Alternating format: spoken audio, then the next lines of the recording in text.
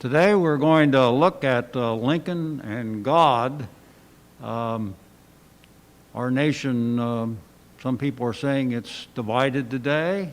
You look back on Lincoln's time and the nation was divided, so it seems to be an appropriate examination of what happened then and how Lincoln had whatever relationship he had with God, which, by the way, is a little bit of a mystery today.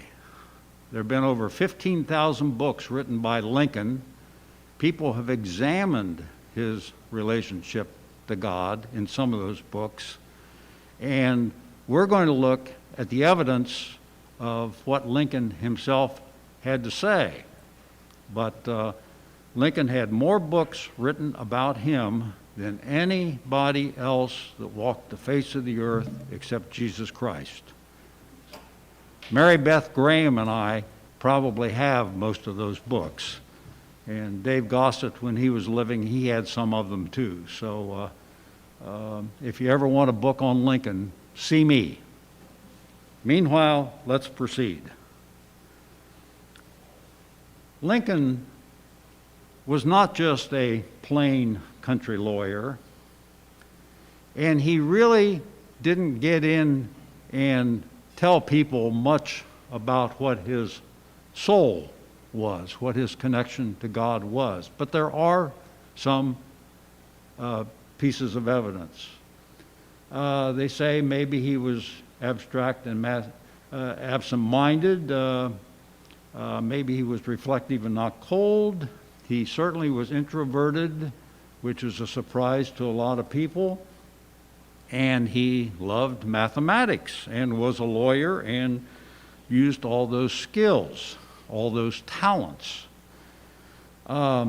He ruled by reason. He was extremely honest. There wasn't a person that ever wrote about him, that knew him, that didn't bring up the point that Lincoln was really honest. He obviously was ambitious, and it's rather interesting. How did a man like this ever run for president? Well, he did it because he was ambitious, and he was a very good speech maker. He did suffer with depression. But he had a right to suffer with depression. He had a right to suffer by depression. And here is some of the evidence about his life and how it was filled with tragedy. I've underlined everything that showed people dying that were close to him and dying well before their time. He lost his mother when he's 9. His sister dies when he's young. There have been books written about his sweetheart, Anne Rutledge, who died before they ever progressed to marriage. After all that, he had a nervous breakdown. Then he became active in politics, but he was not chosen for some of the early seats that he tried to get. Then he lost a son at the age of 3. And then he becomes president, and the first thing that happens is the South breaks away from the North. And he's president of the United States, and now just president of the North. They figured the war was not going to last very long, but in the very first battle, the Union lost that battle, and it was obvious it was going to go on, and it was a long war, and there were a lot of deaths. 620,000 Americans on both sides ended up dying. He had problems with his top generals, but then he lost a son in 1862 that was only 11 years old.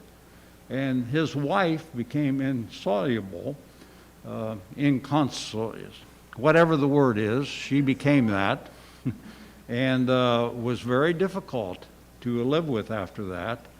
After that, they had Antietam, which was the greatest number of deaths in a single battle, and then Gettysburg, which had even more deaths.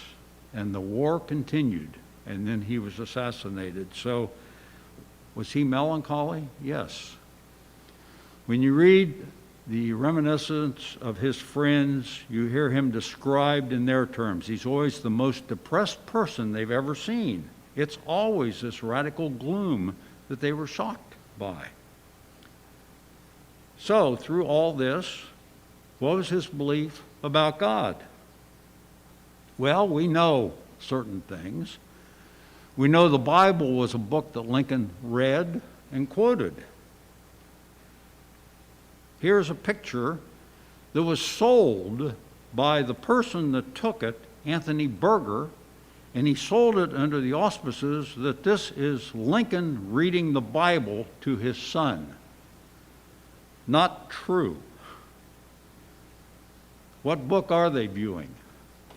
They were getting ready to have the picture taken in Brady's studio by Berger, who was one of Brady's assistants, and Brady kept an album of all the famous people he'd ever taken pictures of. And that's what they're looking at. But when Berger became having his own store, he wanted to sell this picture, so he said that is Lincoln reading the Bible. And when I was a kid, I ended up getting an 1867 modification of that picture passed down to me from my grandfather, and it is Lincoln reading the Bible to his son and to the rest of the family, when in fact it wasn't the Bible at all. But Lincoln did read the Bible. It was one of the early books he could get when he was learning to read. It was available in his home. He knew it well. He quoted it so often in person and in speeches. He also regularly used a believer's devotional. Now, we're looking about Lincoln's belief about God, and he had these ways that he viewed God through the believer's devotional. And I have a copy of that devotional, which he carried around, autographed. It was his, and believed he used it often. He was a regular attender of church. Presbyterian, how about that? He had close friends with the clergy at two different Presbyterian churches he went to. One was in Springfield, Illinois, when he was a successful lawyer. That was Reverend Smith. And when he went to Washington, D.C., it was Reverend Gurley.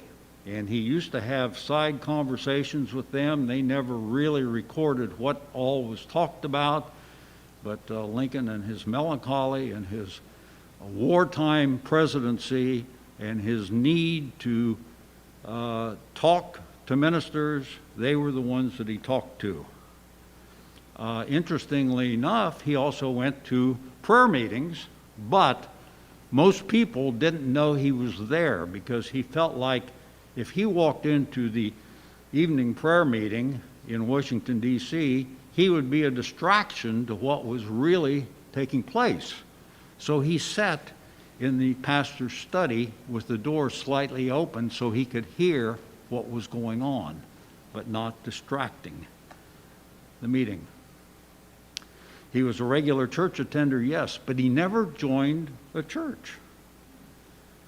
And in 1846, he said this: "It's true I'm not a member of any Christian church.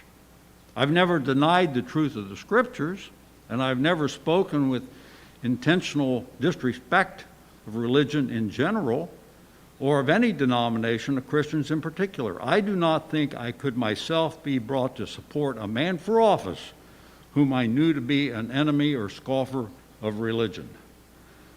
So he wasn't declaring his faith, but he was declaring what he felt about people of faith.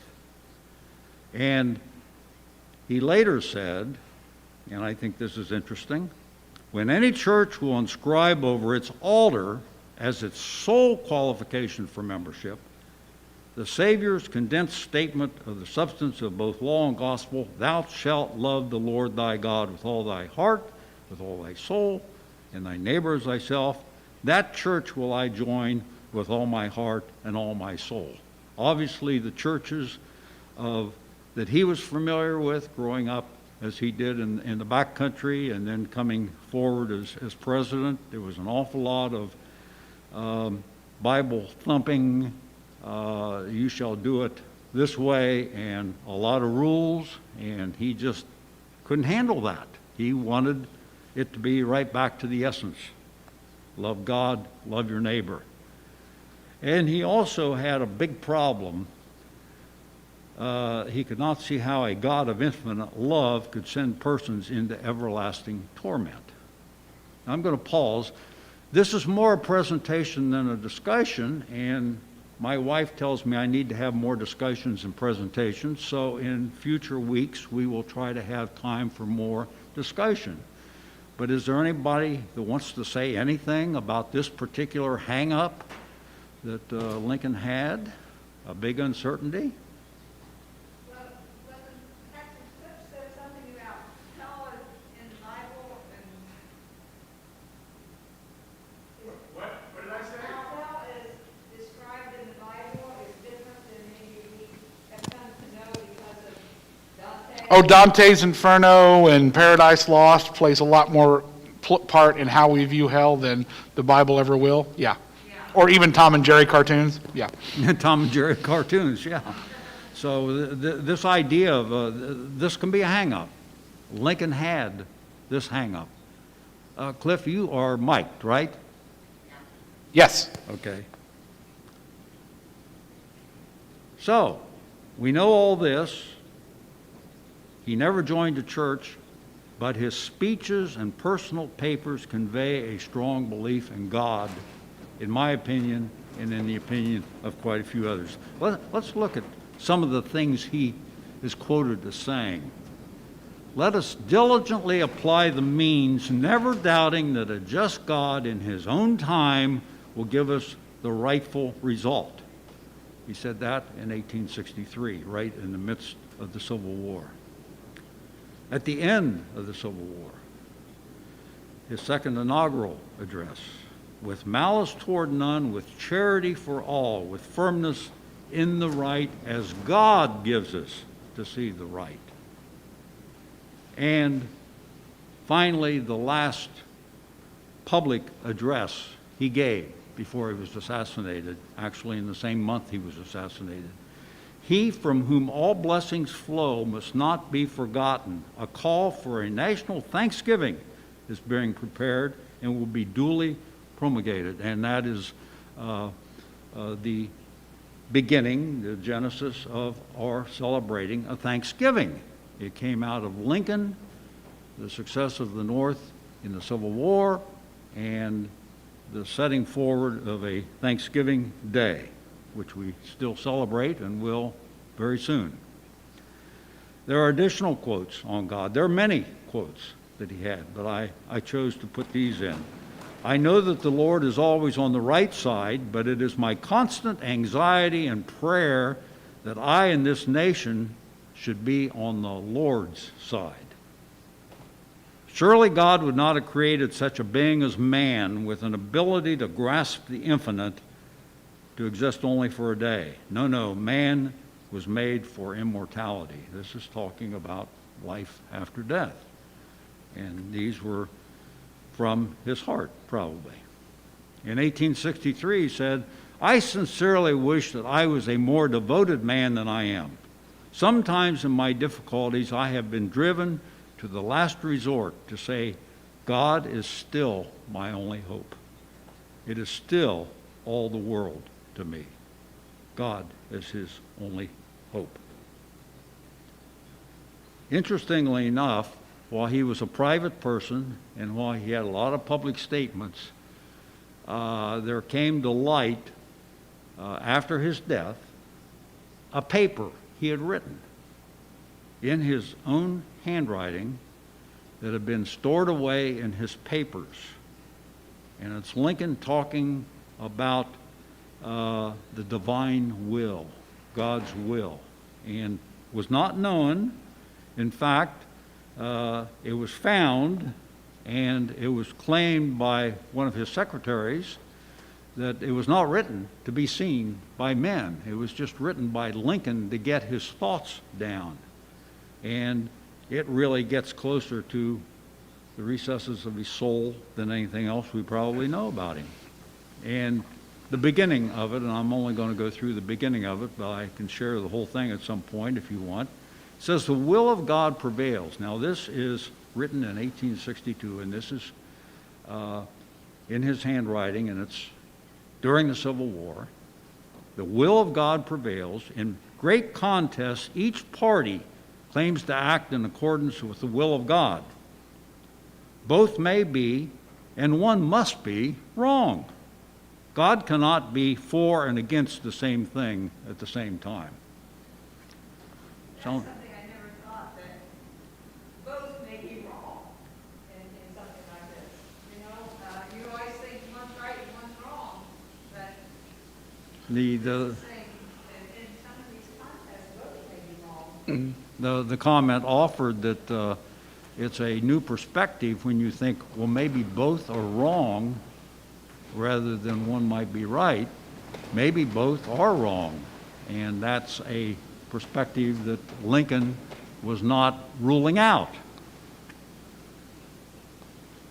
Now, Carl, real quick, you had a comment in the chat, in the comments from Karen Hammond. Don't we all have that uncertainty when the problem hits close to home? And I'm not sure when that popped up, but if you want to speak to... well, it could have been very much around this particular thing, that we think we are right in so many things, and we think the other person is wrong. One of us might be right, or we might both be wrong. And we need to keep that in mind. Yep. Yeah, when Sandy and I have our friendly discussions and one or the other thinks we're right, what's the chance we're both wrong? Okay, well. Well, I mean, and that also goes to the fact that all of us should be open to the inspiration outside of our own knowledge at all times. I often use the example, there was a time that we all thought that a Happy Meal from McDonald's was the best meal you could ever have.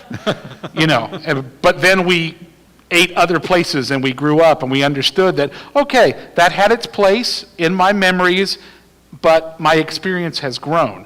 And people exposing me to stuff I didn't know has caused me to grow. And by that same token, someone else is saying, you could be telling me that, no, the Burger King kids meal was the best meal you'll ever have. Well, like you said, there's an example that you are both wrong. But you're both going to have to be willing to open your ideas past what you know to go into that area. And that's the real hard part, is being willing to have both sides say, let's explore past what we know. You've got to be approaching many things with an open mind, although you may have a very definite opinion. We should be listening to what is being said and deciding if our opinion is right or wrong. And I think Karen put her comment in when Lincoln said, my only hope is God. okay. Oh, she's saying, no, okay, she's followed up, the uncertainty that God lets bad things happen. Yeah. I'll take a stab at this, that Emily and I were having a discussion about how one of the theologians she's reading comments on how they don't like to use the phrase the Almighty God as much, because if God is almighty, then shouldn't God give me everything that will make me happy? That shouldn't God make certain nothing bad ever happens to me, because God should be able to make certain nothing bad ever happens to me. And God doesn't promise that. God never promises that nothing bad will ever happen to us. God promises to be there alongside us, and God promises to offer us help and get us along the way.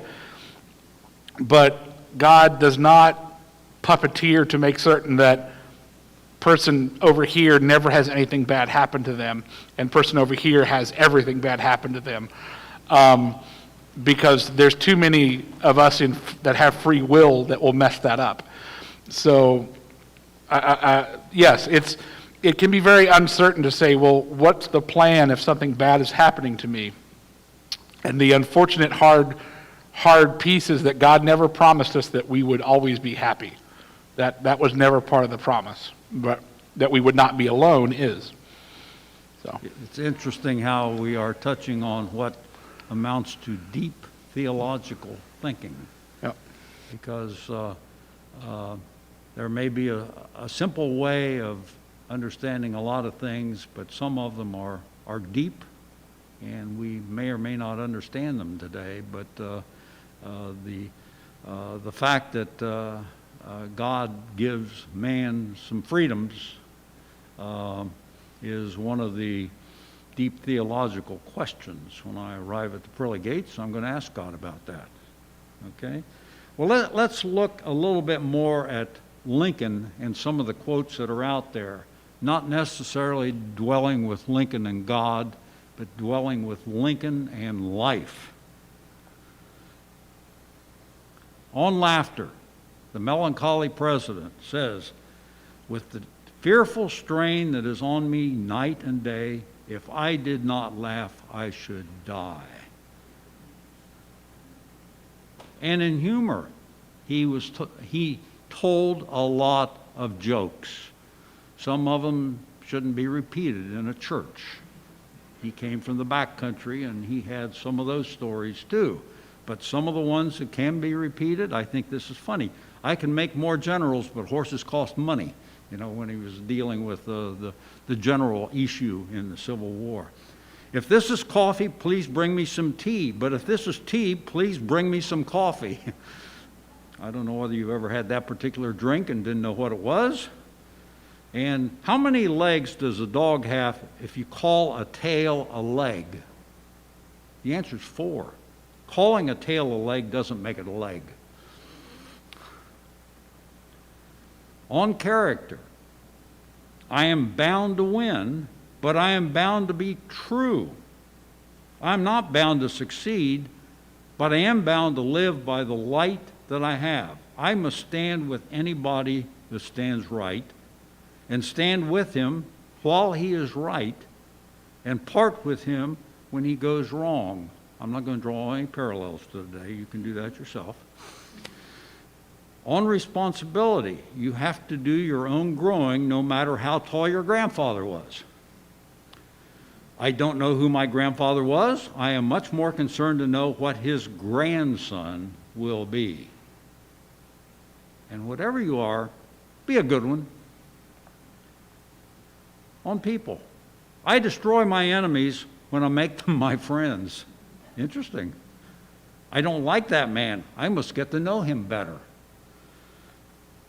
Good philosophy for life. On knowledge, "The things I want to know are in books.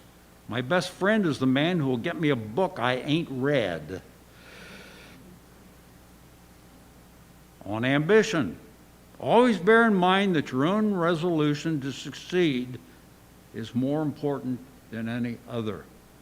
That probably gets back to his politics and his ability to be a person from the back country that ended up a successful lawyer and ran to be a president. That was ambition. On failure, "My greatest concern is not whether you have failed, but whether you are content with your failure." Sort of the opposite of ambition, right? And on legacy, "I want it said of me by those who knew me best that I always plucked a thistle and planted a flower where I thought a flower would grow." Great legacy. And he happened to be the first of a long line of Republican presidents. Let's see what he thought about Republicans in those days. "Republicans are for both the man and the dollar. But in case of conflict, the man before the dollar." It's a good pronouncement for a political party, don't you think? Now, Lincoln, in his lifetime, signed quite a few things. There are a lot of papers that have his signature on them. Some of them were bills he signed. Some of them were copies of the Gettysburg Address that he signed. He occasionally signed inside a book. But, and today, those signatures are worth quite a bit. And in Dayton, we have the son of a man that spent his lifetime pulling together all the pictures that were then known that were ever taken of Abraham Lincoln and put them in a book. And his name was Lloyd Ostendorf. Lloyd Ostendorf died a few years ago. I know his son, Dan Ostendorf, and Dan still has some of what his father collected, but not a lot. The estate got rid of it. And I talked to him yesterday because I wanted to get a picture of something I knew he had. And I got the picture, and it is a picture of a little Bible that is inscribed, and I've got my inscription in my papers there. I can't quite read it here. No. Well, a little girl in Dayton, Abraham Lincoln was here in 1859, and a little girl in Dayton was at a table opposite where Lincoln was eating with whoever he was eating with, and she had her little Bible with her. And she brought it over and she said, "Will you sign this for me?" And he said, "Yes, I will." And it was September the 17th, 1859, and I wish I could read that, but I can't, and if I had my paper, I could. So, oh, here it is, hiding underneath everything. I'm at the age where I lose things anyhow. It says, Miss Ann Harries, live by the words within these covers, and you will forever be happy. Yours truly, Abe Lincoln. And that is a book that Dan Ostendorf still has, and I've seen, and I think that also is a little bit of wisdom coming from Abraham Lincoln to read what is between the covers, and you will forever be happy. Although happy is maybe not what you will end up being, but informed in a relationship with God, yes. That's my presentation today, and I promise we will have more of a discussion as we go forward. Any comments? Hearing none, we will adjourn.